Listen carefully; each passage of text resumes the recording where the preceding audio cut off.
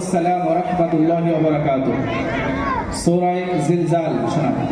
আউযু বিল্লাহি মিনাশ শাইতানির রাজীম। বিসমিল্লাহির রাহমানির রাহিম।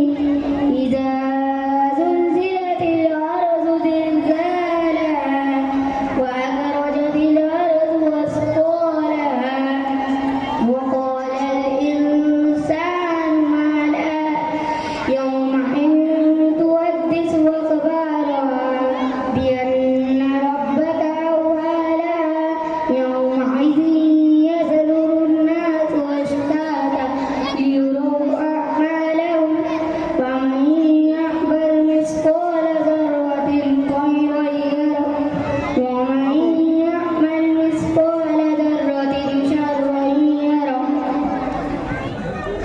সূরা জিলজাল কোথায় অবতীর্ণ হয়েছে? সূরা জিলজাল মদিনায় অবতীর্ণ হয়েছে। সূরা জিলজালের মধ্যে কয়টি আয়াত আছে? 8টি আয়াত আছে। সূরা জিলজাল কোরআনে কারীমের কত নম্বর সূরা? সূরা জিলজাল কোরআনে কারীমের 99 নম্বর সূরা। কোন দুঃখ কষ্ট পেলে কোন দোয়া করতে হয়? ইন্না ইলাইহি ওয়া ইন্না ইলাইহি রাজিউন। এই দোয়াটি কোন কিতাবে আছে? কুরআন মাজিদ কিতাবে আছে।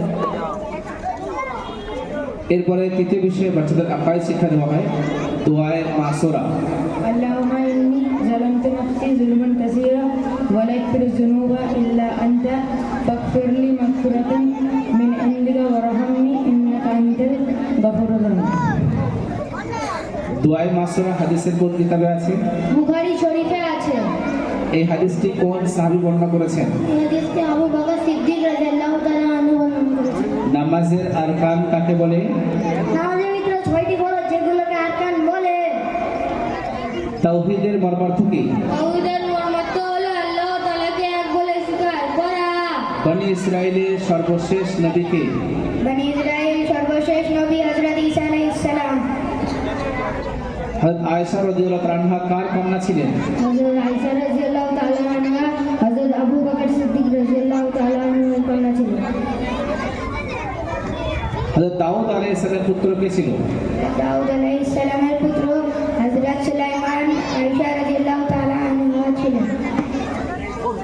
এই ব্যাচের বাৎসরিক পরীক্ষার ফলাফলে ফার্স্ট হয়েছে ওয়াইস মোল্লা। আগে এসো।